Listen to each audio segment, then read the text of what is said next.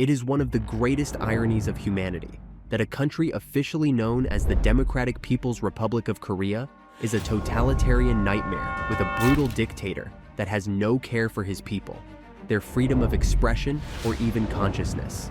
Limited internet access, food insecurity, constant abuse of human rights. These are just some of the things that we've come to equate with life in North Korea. Or is that just what the Western media would like you to think? This is Song A, an influencer who rose to fame on YouTube in 2022 when she was just 11 years old. Have you ever been to Pyongyang? She was your average child influencer, with the only difference being that she was North Korean. The reason this shocked the entire world is that the internet isn't as easily accessible in North Korea as it is in the rest of the world.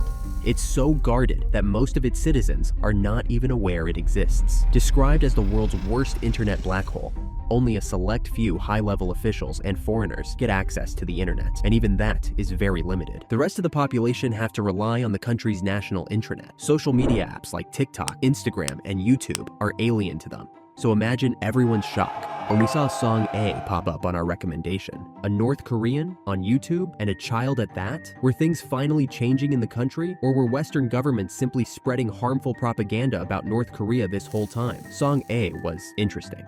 She spoke with an over-the-top quasi-British accent. And everyone is just fine. And unlike what we hear in the news, she appeared to be well exposed to the world outside her country, going as far as showing off her favorite book, Harry Potter by J.K. Rowling. She said she lived in Pyongyang, the capital of North Korea, and its largest city, which she described as magnificent and beautiful. Song A wasn't all talk though. She took her viewers through the city's experience, showing off its exotic water parks, where everyone was happy and without a care in the world. While most of the world seemed to have moved on following the heat of the COVID-19 pandemic between 2019 and 2021, North Korea confirmed its first case in May 2022. Prior to this, the already secretive government took extreme measures to prevent the spread of the disease within its borders. It also refused to implement a vaccination program at first, eventually locking down major cities upon discovery of COVID cases. In the West, we were told that people died as a result of starvation, because they weren't allowed to leave their homes to work and fend for themselves. But Song A sang a different tune. She made a video where she shared her experience with military doctors and said the pandemic was being well managed. Song A's influencer campaign came to an end when people learned about her true identity. She is the daughter of Im Jun-hyuk, a North Korean high-profile official who served as the counselor for maritime affairs at the DPRK embassy in London. It finally made sense why she talked the way she did. Prior to this, she gave her mom the credit for her fluency, saying she taught her English from a young age. That's not all there is to Song A's privilege though. Her great-grandfather, Ri Ul-sol, was directly connected to the Kim family, serving as an elite officer in charge of their protection. He was also among an elite group that opposed Japanese colonialism, along with Kim Jong-il. Her grandfather is also the Vice Minister of Foreign Affairs, Park Myung-guk. Basically, Song A belongs to the creme de la creme of North Korean elites. That level of privilege explains why she was able to do her influencer job, except it's not all fun and games. The girl and her videos were propaganda tools in the hands of North Korean leaders to change public opinion about the country. These truths were revealed by Thaw Yong-ho, a top South Korean lawmaker who served as a North Korean diplomat until he defected to the South in 2016. He revealed that he worked with Song A's father, Jun-hyuk, at the embassy. Song A herself admitted in one of her videos that her last name is Im. YouTube has since taken down Song A's channel with its 20,000 subscribers. But North Korea is far from backing down on its influencer campaign. And the craziest thing is that it seems to be working. Who exactly is falling for this? Well, we'll get to that right after we meet Victoria K. Song A was a North Korean citizen who has most likely been brainwashed like every other DPRK national. Also, she was a child who simply read out a well-crafted script, albeit with some poor acting. The propaganda was quite obvious. The North Korean leaders figured this out, and so they went back to the drawing board and tweaked their approach. Why use citizens who everyone will be convinced are brainwashed when you can pay influencers to do the job for you? I mean, it's literally their job to influence public opinion. Victoria K is a self-acclaimed Russian girl in Pyongyang, which is exactly what is written in one of her Instagram bios. We say one of because she has two accounts. one in Russian and the other in English. However, both accounts have one purpose: to sell North Korea to you. No, not as the war-hungry country you constantly see on CNN, but as a travel destination for wanderlusters. Victoria K, most active on Instagram as @Kisa_in_Korea, is a 23-year-old Russian content creator who first appeared on Instagram in November 2023,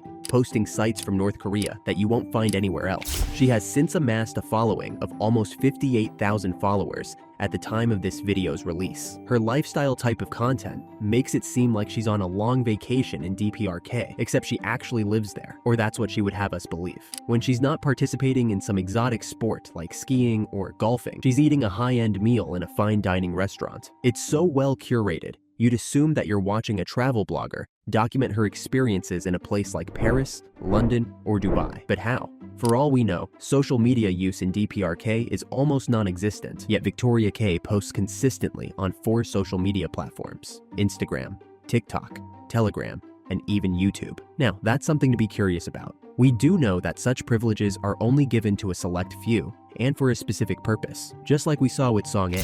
That's why people have theorized that Victoria has some ties to the Russian embassy in North Korea. Some of her videos have a diplomatic undertone to them, as she celebrates any interactions between Russia and North Korea. Song A didn't quite sell, especially to foreigners, but a beautiful young Russian influencer seems to be doing the trick for the Hermit Kingdom. Her comment section has people who express their doubts, most of which are valid, as you'll soon see. But there are others who genuinely believe the story Victoria K is telling. This is worrying, because it means that the propaganda is working. Sure, it's just a few people now, but if this keeps working, who's to say they won't hire even more people from more parts of the world? What if they start targeting young kids on platforms like TikTok, brainwashing them into believing in the supremacy of the supreme leader? The reality is that life in North Korea is not all sunshine and rainbows, and you don't even need Western media or an influencer to tell you that. You can see it for yourself. First off, the country's own shady rules and approach to the outside world say a lot. Second, the content shared by these influencers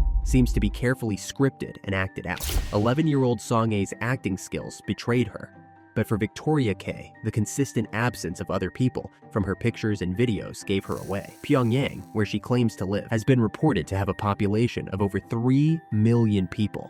But you'll hardly see anyone in the background of her videos and pictures. The amount of people who lose their lives in a desperate attempt to flee the country also tells you the condition of life there. And those who were able to make it tell stories of the inhumanity they had to endure while they were there. In 2023, a man named Kim fled the country with his pregnant wife, his mother, and some extended family members. Why did he undergo such a dangerous mission? One was to avoid death by starvation, especially during the COVID-19 pandemic in the region. Food became more scarce, and lockdown rules were severe. Constant oppression was another reason he cited, with public executions, unjust imprisonments, and bullying being the norm.